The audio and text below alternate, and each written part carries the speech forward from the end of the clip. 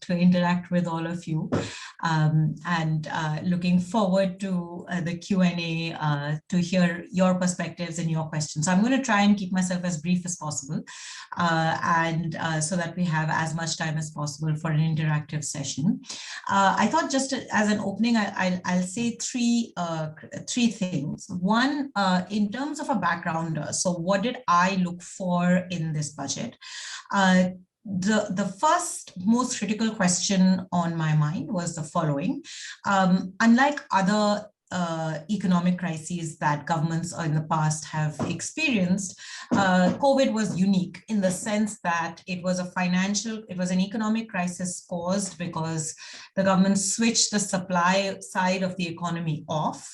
And that meant that all sources of revenue dropped dramatically.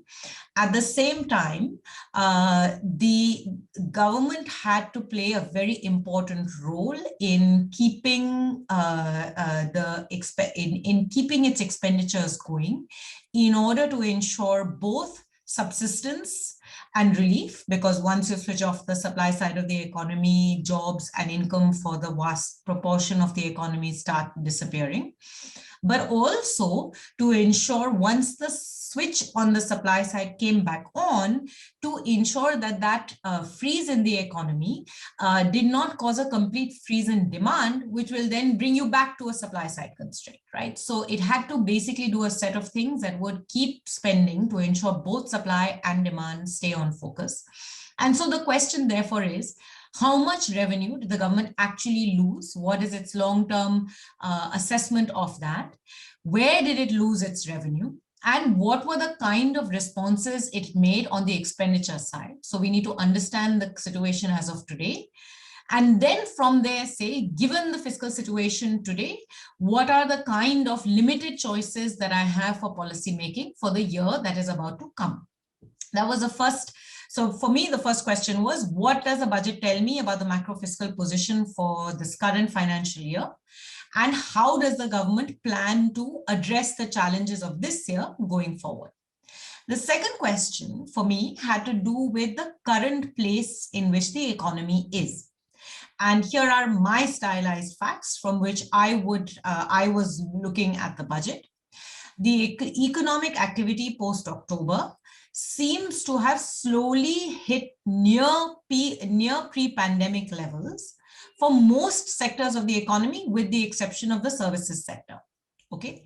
And importantly, that the Indian economy seems to have broken the chain of mobility and infection rates. So we saw a drop in infection rates. Simultaneously, mobility is increasing. And for whatever host of reasons that only science will answer in due course, that combination is currently at least not giving us a further rise in infection. So India is seeing a drop in its infection surges overall. Therefore, there's a certain degree more of confidence in the economy. That confidence in the economy is causing a opening up of pent-up demand. So many people like you and me saw large amounts of our regular expenditures reduced and dipping significantly over the course of the year because we were all locked up at home. Now that things are opening up, tourism, for instance, is slowly beginning to grow. I took my kids and went to Goa at the end of December, like most other people, and the flight was jam-packed. The hotels were full. I thought we would get discounts everywhere, but there was no such luck. So certainly some parts of the economy are back in action, and we are beginning to spend. So our household savings rate had certainly increased because of you and me. Now we are seeing a rush of pent-up demand. And one of the consequences of that is that the profit growth is high for large listed firms.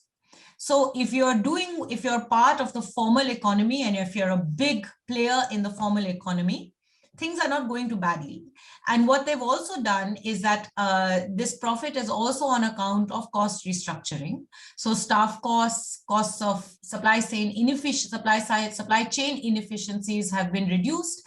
Companies are discovering in a contracted economy how you can make profit against the backdrop of the overall drop in production that was necessary as a consequence of the economic slowdown. At the same time, the informal and small parts of the economy, which for India make up the bulk of our economy, and unfortunately, most of our economic statistics don't even capture any of this, has not been doing so well at all. Small companies have not made profit this year, small listed companies on whom we have data. And also cost restructuring, particularly cutting down of staffing costs, has been more significant for small companies than large companies. At the same time, the informality in the labor market has grown. The Center for Monitoring the Indian Economy has the only regular panel database that gives you a sense of what's happening to the labor market. It's not the best, but it's the best that we have. And what it tells us are three very important things. Number one, there is a very, very clear gender distinction in re-employment post-lockdown. So 73% of men that lost their jobs in April, in December reported having come back into the workforce. But in fact, they mostly came back into the workforce in August. And importantly, they have stayed employed all the way through till December. The female equivalent number of this is 23%. And this is really important because one of the things we learned from demonetization is that women who drop out of the workforce, and women are the first ones to drop out of the workforce whenever the economy contracts, they find it very difficult to re-enter the workforce. So post 2016-17, the drop in female labor force participation rates was sharp. They began to improve in 2019-20, just before the pandemic and the lockdown. But the improvement did not come from those who lost jobs coming back into the labor market. The improvement came from new job seekers. So the next cohort of young women who enter the workforce looking for jobs, not the old cohort of women who dropped out of the workforce, re-entering the workforce. We don't know why. This is a particularly crucial issue that plagues our understanding of the Indian labor market, but it's a big one and one to keep in mind. Secondly, the rise in the number of informal workers in the labor market has been significant. According to, and this is all based on analysis done by a group of economists at the Azim Premji University Center for Sustainable Employment. I urge you to look at their data and their papers. They're really, really, really good. They found that from using CMI data, 49% of salaried workers, people who were in formal employment in April, in December report being in self-employment. Self-employment in Indian labor market statistics is not employment of the Steve Jobs variety, where everybody is going out to become the next generation of entrepreneurs, which is a good thing. It is people who are caught in subsistence-based work in order to be able to earn some basic income, usually home agriculture. But even amongst all of us in our peer groups, I'm sure you've got messages on your WhatsApp from various people who are selling khakra and home khana and all sorts of home-based businesses to make ends meet. This is the sign of a depressed economy, not one of an economy in rebound or healthy.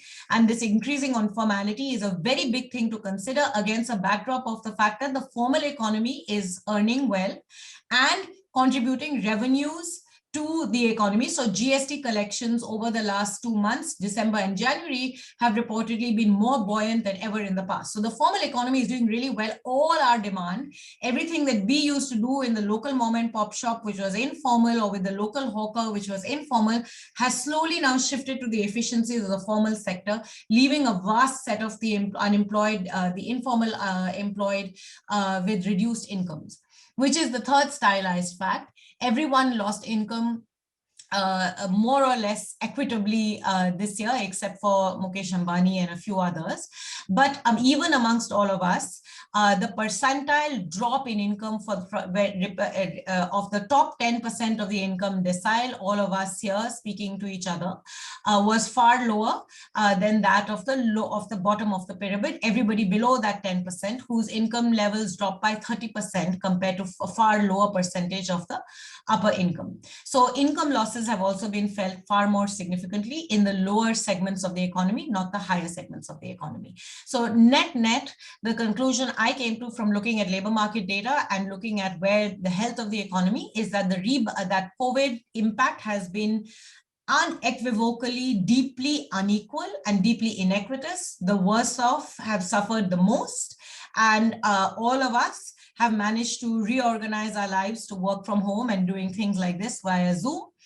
We've also suffered a little bit, but our suffering can easily be papered over because we are doing well and the stock markets are booming, but it's everybody else that is suffering significantly, and the deepening informality and the shrinking informal small and medium enterprises are a real cause of concern because that's where the bulk of jobs have come to the economy thus far.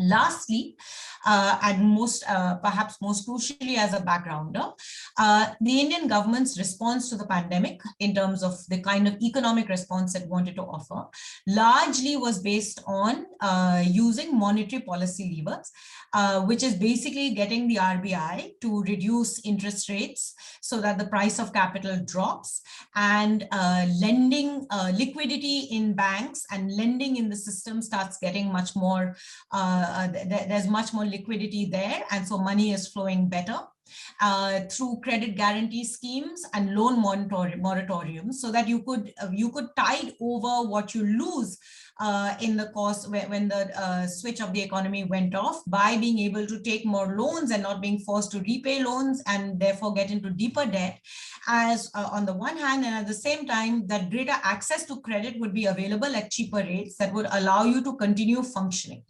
Now, when it came to direct fiscal support, that is to say direct welfare support given to people who've lost jobs, whether it is people who've lost jobs in the service industry, for instance, or it is people who've lost jobs in the informal industry because the economy switched off, because labor migrated back, because factories had to shut down and have not been able to reopen as quickly. Our government has done the least compared to anywhere else in the world.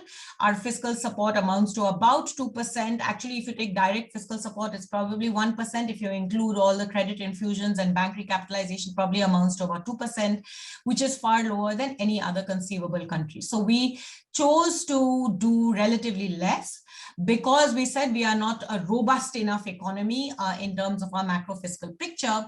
And this is the last sort of background I'm going to give before I get to the budget for 5 minutes, which is that essentially the Indian economy, the Indian government's financial balance sheet was not in great shape even before the pandemic. It wasn't in great shape because for quite some time now, but it got exaggerated over the last 3 or 4 years after GST.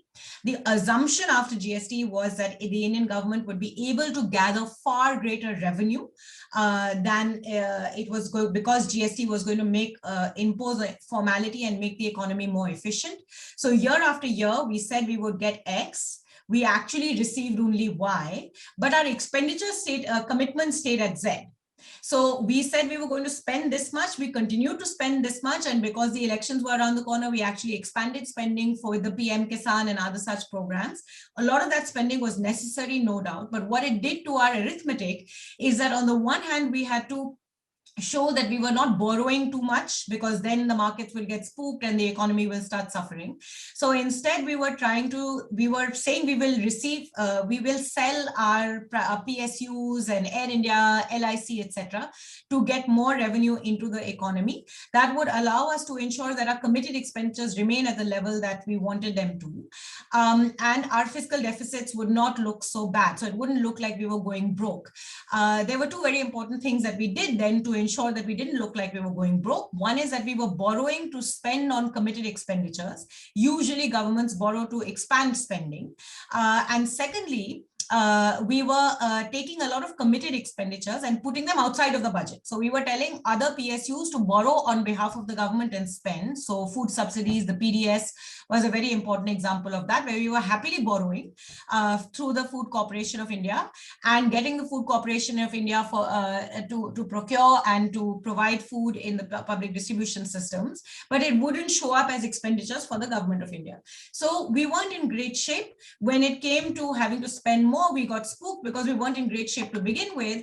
And all of that has sort of created the context in which we didn't have that much wiggle room to spend all that much more because our fiscal deficit numbers would look very large. The real deficit was always significantly higher than the 3.4, 3.5, 3.7 number in which we were oscillating for the last 3 or 4 years. So what did the budget do? The budget did a few things. One, it showed us very clearly that actually the government of India didn't do too badly on revenue because, of course, direct taxes dropped, of course, GST collections dropped, but oil prices crashed. And what the government of India had done then was to impose a higher excise duty on the oil, on petroleum and diesel products. So in fact, we are paying a lot more today for petroleum and diesel, and that kept our sort of revenues relatively better off than you would have thought. Our disinvestment receipts collapsed. So we were going to have earned just about short of 1% of GDP as part of selling Air India and LIC. We did nothing of the sort, so that money disappeared. And then we did a very positive thing, which is that we said, against the backdrop of the pandemic, let's become honest about our numbers. So we took a big chunk of the money that we were asking the Food Corporation of India and the fertilizers and another subsidiary that was managing fertilizers who were taking loans. And we said, those are actually real government expenditures. So let's take all that loan and put it back into our budget. So the 9.6% of our fiscal deficit, that is the 9.6% of borrowing that we are showing, only a very small part of that excess borrowing was a consequence of not earning enough revenue, as well as a consequence of of having to spend more. Most of it is because the non-tax revenue collection that we were expecting, specifically from disinvestment receipts, we didn't get. And we took all this off-budget money, which again is about 0.8% of the GDP, and put it into our deficit numbers so that we could be truly honest about the realities of where we were. These were all very good things.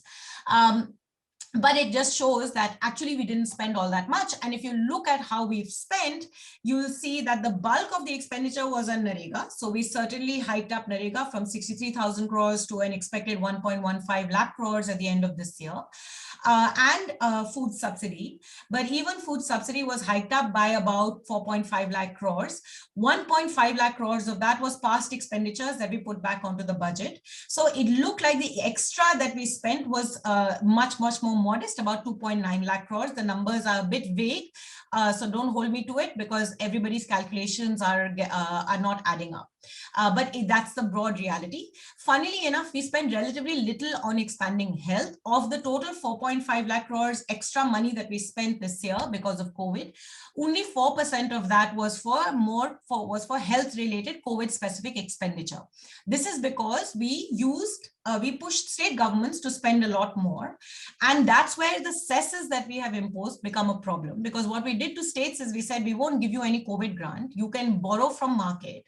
And we imposed cesses, we hiked up the cess on petrol and diesel, which then made the central government look a little healthier financially without sharing that money to states, because cesses don't get shared with states. So state share of the total pool of revenue that the government of India collects, which is meant to be shared with states, not including the compensation cess, was only 28%, although it had been budgeted to be 32%. So states are not in a particularly healthy situation. That's where we are as of today. We've also decided that for next year, we had to make some very critical policy choices. The choices were twofold. Do I spend more on relief because the economy is still hurting, as all the numbers I gave you earlier seem to suggest? Or do I spend more on making choices to get the economy back onto a quote-unquote growth trajectory? The government of India has made a very clear choice. Next year, it's not going to expand its expenditure significantly more than where it is today. In fact, in real terms, if you account for inflation and the fact that the GDP expectation for next year is a little higher than this year, actually next year's expenditures are more or less contracting compared to this year. So the assumption is that government doesn't have to spend that much more next year. The economy is going to be back on track. Flaw number one. Flaw number two is the choices that were made, which is, since the economy is coming back on track, I'm not going to spend too much on relief and income support for the informal sector, which, as I described earlier, informality is rising, jobs are still not coming back with any great speed. The formal economy has found a way to earn profit without giving jobs. And the assumption being made is that I will spend more on physical infrastructure, so building roads and highways. that is the sort of multiplier effect of that, the economic theory, the Keynesian economic theory of multiplier effects, that when I spend on infrastructure, it creates conditions for private investment to come crowding in. More private investment, because I'm lowering the cost of private investment, I'm providing better roads, better facilities, better railways, etc. The more private investment I have, the more jobs I will have, and therefore the virtuous cycle of the economy will come back. The reason this is flawed is for two reasons. Number one, physical infrastructure, even in the best of circumstances, takes a long time. It has a long gestation period. Project clearances have to be done, environmental clearances have to be made, land has to be bought, etc., etc. So you're not going to get results tomorrow. This is a good investment to make for a good economy. It's not a good investment to make for an economy that is still bleeding. Secondly, the governance challenges for crowding in private investment don't go away just because the government says, I want to do private investment. A lot of why the Indian economy was slowing down before the pandemic had to do with the fact that we were also in the midst of a financial crisis. All of you must have heard of this twin balance sheet problem that finds its way in the newspapers all the time. It's essentially that on the back of infrastructure projects and public-private partnerships, private sector had invested a lot in infrastructure. Those infrastructure investments, loans had been given through public sector banks for those infrastructure investments. A combination of factors, including the global financial crisis, resulted in a context where the yields from these investments, infrastructure investments, were not as robust, and therefore the lending pressures on banks increased significantly. So banks were giving loans to projects and companies that were not being able to repay those loans, and projects and companies were using banks to borrow, pay old loans. So as a consequence of that, banks' balance sheets got stretched because they had given out too much money, but they were not receiving any. Companies' balance sheets were stretched because they were going to take loans to repay old loans and not being able to restructure themselves, either become completely insolvent and redesign themselves, or restructure themselves to be able to become more profit earning, leading into the perfect storm where banks became risk averse. They didn't want to lend. Companies could not invest because there was no money in the system now for investment. And most importantly, the IL&FS crisis at the start of 2019 or mid 2019 made things even worse, because a lot of the Indian economy is not based on the formal banking system, but on the non-banking financial stress system, which is these small NBFCs, small banks that lend out to small credit to small micro enterprises who depend on that credit. So the supply side of the financial sector was broken, and the budget has certainly made some noises in the direction of trying to fix that supply side, but that's not going to be fixed tomorrow. It will take time, and there are many challenges associated with that, which somebody more with more expertise in the financial market should be able to tell you better than me. Mine is a very sort of surface level understanding of this problem. So but what one does know is that all this is not going to give you the results you need tomorrow. Therefore, much more focus, in my view, needed to be had on solving the immediate crises, both of the distress in the economy, which has not gone away, especially as more rural workers start moving back to urban areas looking for jobs. NREGA is not going to be enough. There's going to be some need to provide some support in urban areas. Importantly, even NREGA, despite its increases this year, they've cut down expenditures next year, as well as for food subsidy, seemingly on the assumption that demand will not be so high. The problem with all of this is that, in fact, even today, demand outstrips supply for NREGA. As of January, only 76% of households that were demanding work actually received work, to give you an indicator of how much stress there is still in the economy. Female labor force depends significantly on NREGA. Cuts in NREGA expenditure automatically are going to affect women, particularly in rural areas, which is going to matter a lot because urban jobs are not coming so quickly. There was very little in terms of what kind of extra support can be given to the MSME sector, that is the big employer. Not to say that an economy should be based completely on informal MSMEs. They need to gradually expand and formalize. But right now, we should not be talking about solving long-term problems of the economy. We are still in crisis mode, in my view, and we needed to resolve those, and the budget failed to do that. So sum total, the budget tells us that the government genuinely did not spend as much as it could have in the middle of a crisis. It has chosen to remain focused. It has chosen to focus exclusively on enabling the formal sector to tide over this crisis, which has come at great cost to the informal sector.